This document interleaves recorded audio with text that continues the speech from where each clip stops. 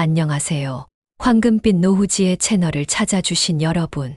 오늘은 45년 동안 수많은 노인 환자들을 진료해오며 깨달은 장수의 비밀에 대해 이야기하려고 합니다. 특히 75세 이후에는 절대로 하지 말아야 할 습관들과 건강한 노후를 위한 지혜를 나누고자 합니다.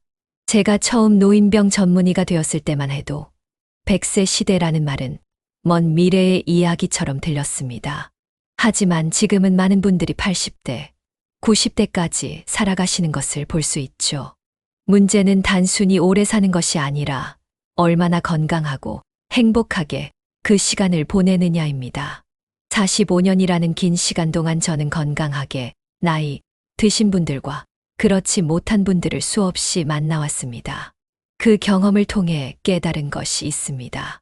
바로 75세를 기점으로 우리 몸과 마음이 크게 달라진다는 것입니다.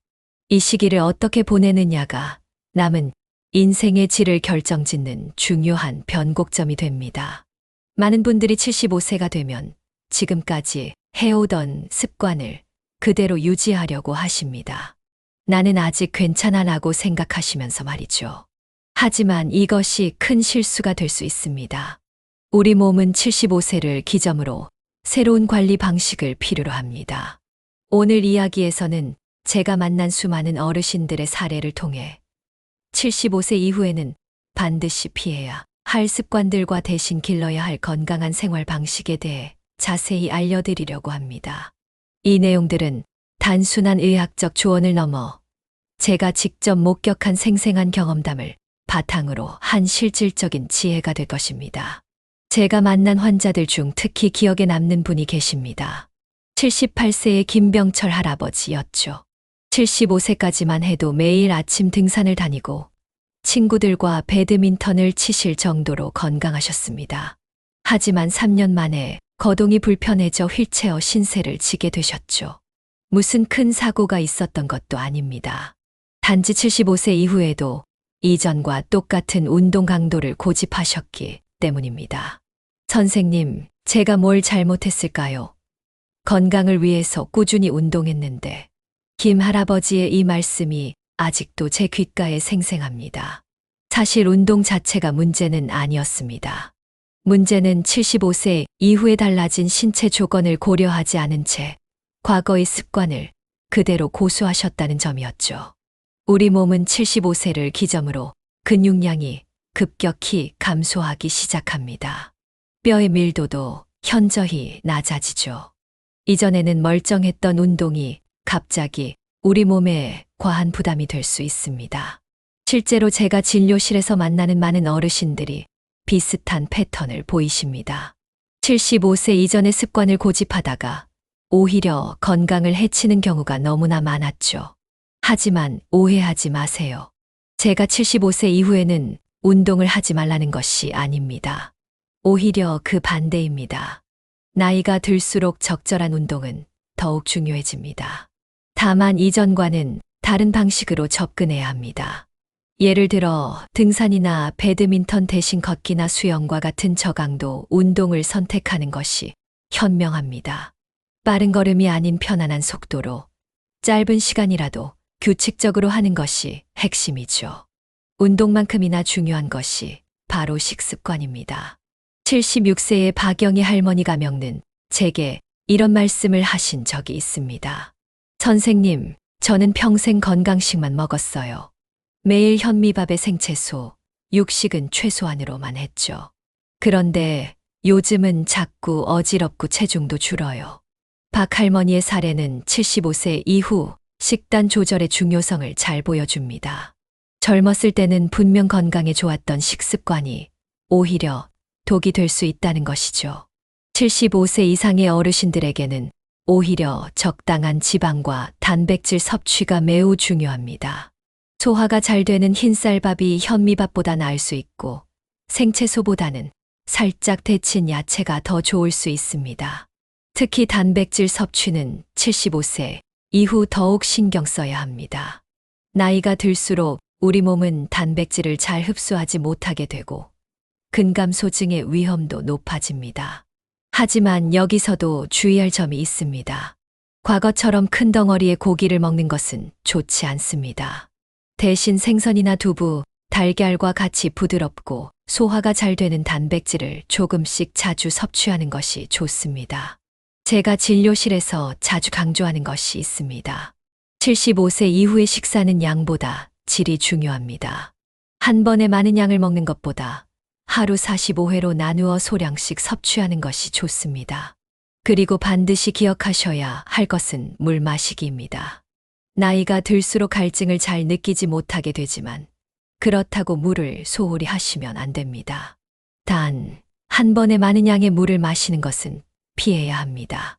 건강한 노후를 위해 식습관만큼 중요한 것이 바로 수면입니다. 77세의 이정호 할아버지는 40년 넘게 새벽 4시 기상이 몸에 밴 분이셨습니다. 평생 새벽에 일어나 운동하고 신문 보는 게 일과였는데 요즘은 자꾸 낮에 졸립고 밤에는 또 잠이 안 와요. 이런 증상을 호소하시는 분들이 매우 많습니다. 젊었을 때의 수면 패턴을 75세 이후에도 고집하시는 분들을 자주 뵙니다. 하지만 이는 건강에 매우 해로울 수 있습니다. 나이가 들수록 우리 몸은 더 많은 휴식을 필요로 합니다. 75세 이후에는 하루 평균 7시간에서 8시간의 수면이 필요하며 이는 반드시 밤에 자는 것이 좋습니다. 특히 75세 이후에는 절대로 하지 말아야 할 것이 있습니다. 바로 수면제에 대한 의존입니다. 박명자 할머니의 경우 불면증 때문에 3년 동안 수면제를 복용하셨는데 이로 인해 낮에도 심한 어지럼증을 겪으셨죠.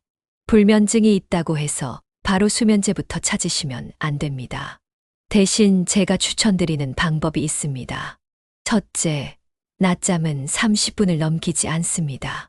둘째, 저녁 6시 이후에는 카페인이 든 음료를 마시지 않습니다. 셋째, 잠들기 2시간 전에는 스마트폰이나 TV 시청을 멈춥니다. 마지막으로 매일 같은 시간에 자고 일어나는 규칙적인 수면 패턴을 만드는 것이 중요합니다. 가장 이상적인 취침 시간은 저녁 10시에서 11시 사이입니다. 75세 이후에는 새벽잠이 더욱 중요해지기 때문에 새벽에 일찍 일어나는 것보다는 충분한 수면을 취하는 것이 건강에 더 도움이 됩니다. 이는 단순히 피로 회복뿐만 아니라 면역력 강화와 치매 예방에도 매우 중요한 역할을 합니다. 건강한 노후에서 빼놓을 수 없는 것이 바로 사회적 관계입니다. 79세의 최영수 할아버지는 은퇴 후에도 매일 아침 일찍 양복을 차려입고 나가시는 분이었습니다. 친구들도 다 연락이 끊기고 갈 곳이 없어도 그냥 나가요. 집에만 있으면 우울해져서. 이런 말씀을 하시던 최 할아버지는 얼마 지나지 않아 우울증 진단을 받으셨습니다. 75세 이후에는 절대로 하지 말아야 할 것이 있습니다. 바로 혼자만의 생활에 갇히는 것입니다. 하지만 이것이 무조건 밖으로 나가야 한다는 뜻은 아닙니다. 오히려 무리한 사회활동은 피로를 가중시킬 수 있습니다. 대신 진정한 소통이 있는 관계를 만드는 것이 중요합니다. 제가 추천드리는 방법은 소규모 모임에 참여하는 것입니다. 예를 들어 아파트 단지의 노인정이나 복지관의 프로그램에 참여하는 것이죠. 한 주에 2번에서 3번 비슷한 또래들과 만나 이야기를 나누고 함께 시간을 보내는 것만으로도 충분합니다. 중요한 것은 정기적으로 그리고 부담 없이 만날 수 있는 관계를 만드는 것입니다. 특히 75세 이후에는 가족과의 관계도 새롭게 정립할 필요가 있습니다. 자녀들에게 지나치게 의존하거나 반대로 완전히 단절된 생활을 하는 것 모두 바람직하지 않습니다. 일주일에 1~2번 정도 자녀들과 전화통화를 하고 한 달에 1번 정도는 직접 만나는 것이 좋습니다. 단, 자녀들의 생활에 지나치게 간섭하는 것은 피해야 합니다. 건강한 사회적 관계만큼 중요한 것이 적절한 취미 생활입니다. 81세의 김순희 할머니는 평생 피아노를 취미로 하셨습니다. 75세가 넘어서도 매일 2시간에서 3시간씩 연습했어요. 손가락이 아파도 참았죠. 하지만 결국 관절염이 심해져서 이제는 피아노를 전혀 칠 수 없게 되었어요. 이처럼 과거의 취미 활동을 그대로 고집하다가 오히려 건강을 해치는 경우가 많습니다. 75세 이후에는 절대로 하지 말아야 할 것이 있습니다. 바로 자신의 신체 변화를 무시한 채 기존 취미를 고집하는 것입니다. 하지만 이것이 취미 생활을 포기하라는 뜻은 아닙니다. 오히려 75세 이후에는 새로운 취미를 시작하기에 좋은 시기입니다. 단, 이전과는 다른 접근이 필요합니다. 예를 들어 서예나 그림 같은 정적인 취미는 손떨림이나 시력 저하를 고려해 크기를 키우거나 도구를 변경하면 됩니다. 작은 붓 대신 큰 붓을 사용하고 작은 종이 대신 큰 종이를 사용하는 식입니다. 음악을 좋아하신다면 악기 연주 대신 음악 감상 모임에 참여하는 것도 좋은 방법입니다.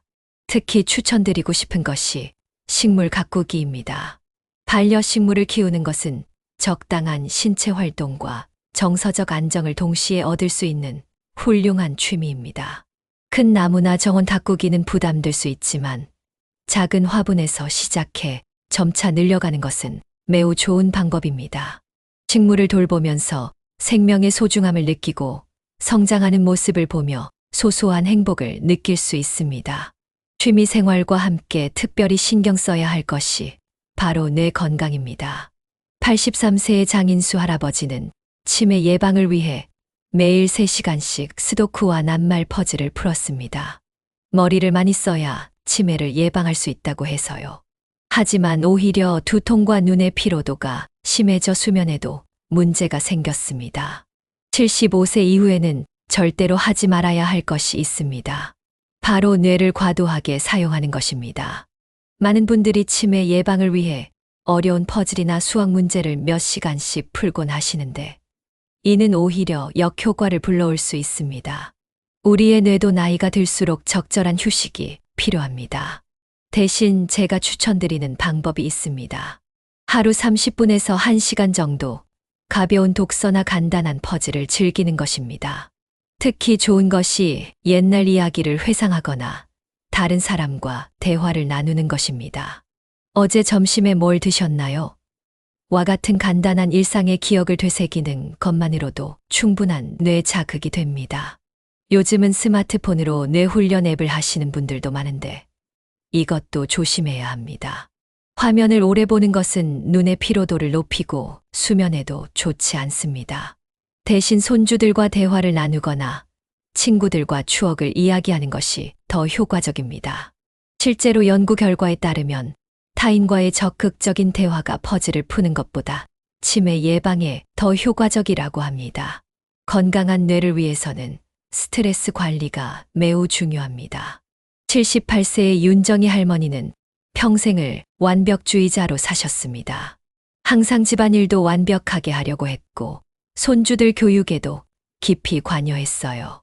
하지만 요즘은 마음대로 되지 않는 일이 많아져서 스트레스가 너무 심해요. 결국 불면증과 불안장애로 진료를 받게 되셨죠. 75세 이후에는 절대로 하지 말아야 할 것이 있습니다. 바로 모든 것을 완벽하게 통제하려고 하는 것입니다. 젊었을 때처럼 모든 일을 완벽하게 해내려고 하면 오히려 심각한 스트레스를 받게 됩니다. 나이가 들수록 우리는 내려놓음을 배워야 합니다. 제가 환자분들께 자주 들려드리는 이야기가 있습니다. 75세는 인생의 새로운 장을 시작하는 나이입니다. 이제는 타인의 시선이나 평가에서 자유로워질 때입니다. 실제로 스트레스에 가장 잘 대처하는 어르신들의 공통점은 바로 있는 그대로를 받아들이는 태도입니다. 특히 중요한 것이 감정 조절입니다. 나이가 들수록 우리는 감정의 기복이 커지는 경향이 있습니다. 작은 일에도 쉽게 화가 나거나 우울해지기도 하죠. 하지만 이러한 감정의 변화는 자연스러운 것입니다. 중요한 것은 이를 인정하고 적절히 표현하는 방법을 배우는 것입니다. 감정 관리만큼 중요한 것이 바로 건강 관리입니다. 80세의 정민수 할아버지는 평생 건강했다는 이유로 병원 가는 것을 극도로 꺼리셨습니다. 난 아픈 데가 없어. 병원은 아픈 사람이나 가는 곳이지. 하지만 결국 정기검진을 미루다가 진행성 전립선암을 발견하게 되었죠. 75세 이후에는 절대로 하지 말아야 할 것이 있습니다. 바로 건강하다는 이유로 정기검진을 미루는 것입니다. 많은 분들이 특별한 증상이 없다는 이유로 또는 검진 결과가 두렵다는 이유로 병원 가기를 미루십니다. 하지만 이는 매우 위험한 생각입니다. 제가 45년간 노인병 전문의로 일하면서 깨달은 것이 있습니다. 75세 이후에는 증상이 나타났을 때가 아니라 증상이 나타나기 전에 관리하는 것이 중요합니다. 연 2회 이상의 정기검진은 필수입니다. 특히 혈압, 혈당, 콜레스테롤 수치는 반드시 정기적으로 체크해야 합니다. 또한 절대로 하지 말아야 할 것이 바로 자가 진단입니다. 인터넷이나 주변 사람들의 경험담을 듣고 스스로 판단하시는 분들이 많은데 이는 매우 위험합니다. 같은 증상이라도 개인의 건강 상태와 기저질환에 따라 완전히 다른 의미를 가질 수 있기 때문입니다. 특히 75세 이후에는 한 가지 증상이 여러 질환과 연관될 수 있어 전문의의 정확한 진단이 더욱 중요합니다. 의료적 관리에서 특히 중요한 것이 바로 약물 관리입니다. 76세의 한영자 할머니는 관절염, 고혈압, 당뇨 약을 복용하고 계셨습니다. 약이 너무 많아서 하루는 먹고 하루는 쉬었어요. 약을 덜 먹으면 몸에 좋을 것 같아서. 결국 갑자기 혈압이 치솟아 응급실에 실려가시는 일이 발생했습니다. 75세 이후에는 절대로 하지 말아야 할 것이 있습니다. 바로 자의적으로 약물 복용을 조절하는 것입니다. 많은 어르신들이 약을 많이 먹는 것이 몸에 해롭다고 생각하시거나 증상이 좋아졌다고 임의로 약을 중단하시는 경우가 있습니다. 하지만 이는 매우 위험한 행동입니다. 특히 주의해야 할 것이 약물 상호작용입니다. 이웃이나 친구가 좋다고 추천하는 약을 함께 복용하는 것은 매우 위험할 수 있습니다. 심지어 건강보조식품이나 영양제도 기존에 복용하는 약물과 상호작용을 일으킬 수 있습니다. 반드시 담당 의사와 상담 후에 복용해야 합니다.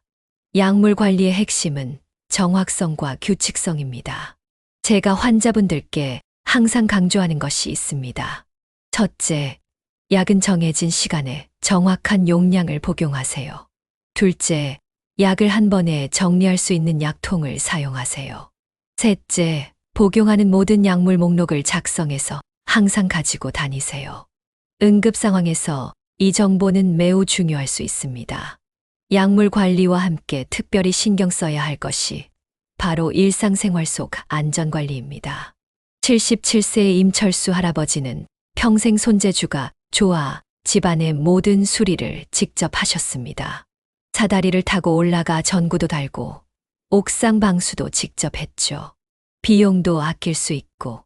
하지만 결국 사다리에서 떨어져 고관절 골절로 큰 수술을 받게 되었습니다. 75세 이후에는 절대로 하지 말아야 할 것이 있습니다. 바로 위험한 집안일을 고집하는 것입니다. 많은 어르신들이 젊었을 때의 자신감으로 위험한 작업을 하시려고 합니다. 하지만 75세 이후에는 균형 감각과 순발력이 현저히 떨어지기 때문에 매우 위험할 수 있습니다. 특히 주의해야 할 것이 화장실과 욕실에서의 안전입니다. 통계적으로 75세 이상 노인의 가정 내 사고 중 가장 많은 비중을 차지하는 곳이 바로 욕실입니다. 미끄러운 바닥과 높은 문턱은 큰 사고의 원인이 될 수 있습니다. 반드시 미끄럼 방지 매트를 설치하고 손잡이를 설치하는 것이 좋습니다. 집 안 전체적으로는 조명에 특히 신경 써야 합니다. 나이가 들수록 어두운 곳에서의 시야 확보가 어려워집니다. 특히 밤중에 화장실을 가실 때는 더욱 위험합니다. 센서등이나 수면등을 설치해서 적절한 조명을 확보하는 것이 매우 중요합니다. 안전한 생활환경 못지않게 중요한 것이 바로 예방적 생활 습관입니다. 82세의 박상철 할아버지는 평생 건강하셨지만 최근 들어 잦은 감기로 고생하셨습니다. 환기가 중요하다고 해서 창문을 항상 열어두었어요. 춥더라도 참았죠. 결국 저체온증으로 응급실에 가시게 되었습니다. 75세 이후에는 절대로 하지 말아야 할 것이 있습니다. 바로 극단적인 생활 습관을 고집하는 것입니다. 건강에 좋다고 해서 모든 것을 극단적으로 하시는 분들이 많습니다. 하지만 75세 이후에는 우리 몸이 환경 변화에 매우 민감해집니다. 적당한 것이 가장 좋습니다. 특히 계절 변화에 주의해야 합니다. 젊었을 때는 큰 문제가 되지 않았던 일교차도 75세 이후에는 건강에 큰 영향을 미칠 수 있습니다. 실내 온도는 겨울철 18도에서 22도, 여름철 26도에서 28도를 유지하는 것이 좋습니다. 환기도 중요하지만 한 번에 10분 정도, 하루 2회에서 3회로 나누어서 하는 것이 바람직합니다. 또한 외출 시의 준비도 달라져야 합니다. 젊었을 때처럼 가볍게 나가시면 안 됩니다. 여름에는 자외선 차단과 수분 보충이 필수이고, 겨울에는 충분한 보온이 매우 중요합니다. 특히 마스크 착용은 환절기 호흡기 질환 예방에 매우 효과적입니다. 건강한 생활 습관만큼 중요한 것이 바로 건강한 마음가짐입니다. 79세의 김명자 할머니는 나이가 들수록 자신감을 잃어갔습니다. 나이 들어서 뭘 해도 잘 안 될 거야 라는 생각이 습관이 되었고, 점점 더 많은 것들을 포기하게 되었죠. 결국 우울증 진단을 받으셨습니다. 75세 이후에는 절대로 하지 말아야 할 것이 있습니다. 바로 나이를 핑계로 자신을 제한하는 것입니다. 이제 나이가 들어서 라는 말을 입에 달고 사시는 분들이 많습니다. 하지만 이런 생각이 우리의 가능성을 가로막는 가장 큰 장벽이 될 수 있습니다. 저는 45년간의 진료 경험을 통해 한 가지 확실한 사실을 발견했습니다. 75세 이후에도 활기차게 살아가시는 분들의 공통점은 바로 나이는 숫자에 불과하다는 생각을 가지고 계시다는 것입니다. 물론 젊었을 때처럼 모든 것을 할 수는 없습니다. 하지만 우리의 가능성은 여전히 무궁무진합니다. 특히 중요한 것이 자아 존중감입니다. 나이가 들었다고 해서 우리의 가치가 떨어지는 것은 아닙니다. 오히려 75세 이후는 우리가 쌓아온 지혜와 경험을 더욱 빛나게 할 수 있는 시기입니다. 매일 아침 거울을 보며 나는 여전히 가치 있는 사람이다라고 말씀하세요. 이것이 건강한 노후의 시작입니다. 건강한 마음가짐과 함께 특별히 중요한 것이 바로 세대 간의 소통입니다. 84세의 이종구 할아버지는 손주들과 대화가 잘 통하지 않는다며 고민하셨습니다. 요즘 아이들은 우리 때와 너무 다르잖아. 내 생각을 강요하다 보니 점점 멀어지더라고. 세대 차이로 인한 갈등으로 가족 관계가 소원해지는 경우를 자주 보게 됩니다. 75세 이후에는 절대로 하지 말아야 할 것이 있습니다. 바로 자신의 경험과 가치관을 젊은 세대에게 강요하는 것입니다. 우리가 살아온 시대와 지금은 너무나 다릅니다. 하지만 이것은 오히려 새로운 기회가 될 수 있습니다. 제가 만난 어르신들 중 가장 행복해 보이는 분들은 젊은 세대와 활발히 소통하시는 분들이었습니다. 이들의 특징은 젊은 세대의 문화를 이해하려 노력하면서도 동시에 자신만의 지혜를 자연스럽게 전달하신다는 것입니다. 강요가 아닌 이해와 공감을 통한 소통이 핵심입니다. 실제로 많은 연구 결과에 따르면 다른 세대와의 적극적인 교류는 노년기 우울증 예방에 매우 효과적이라고 합니다. 특히 손주들과의 대화는 뇌를 자극하고 새로운 학습 기회를 제공함으로써 치매 예방에도 도움이 됩니다. 중요한 것은 가르치려 하지 않고 함께 배우는 자세를 갖는 것입니다. 지금까지 75세 이후 절대로 하지 말아야 할 것들과 대신 실천해야 할 건강한 습관들에 대해 알아보았습니다. 45년간 수많은 어르신들을 만나며 깨달은 가장 중요한 진실은 바로 이것입니다. 건강한 노후는 결코 우연히 찾아오지 않습니다. 하지만 너무 걱정하실 필요도 없습니다. 올바른 이해와 실천만 있다면 누구나 행복한 노후를 맞이할 수 있습니다. 여러분도 오늘 들으신 내용들을 하나씩 실천해 보시기 바랍니다. 갑자기 모든 것을 바꾸려 하실 필요는 없습니다. 작은 것부터 하나씩 꾸준히 실천하다 보면 분명 변화가 찾아올 것입니다. 황금빛 노후지혜 채널에서는 앞으로도 건강한 노후를 위한 다양한 정보와 지혜를 나눠드리려고 합니다. 더 많은 분들과 이런 소중한 정보를 나누고 싶습니다. 채널 구독과 좋아요, 알림 설정해 주시면 매주 업데이트되는 영상을 가장 먼저 만나보실 수 있습니다. 또한 여러분의 경험과 고민도 댓글로 공유해 주세요. 서로의 경험을 나누면서 함께 성장할 수 있기를 바랍니다. 여러분의 건강하고 행복한 노후를 진심으로 응원합니다. 구독과 좋아요 잊지 마시고 다음 영상에서 다시 만나 뵙겠습니다. 감사합니다.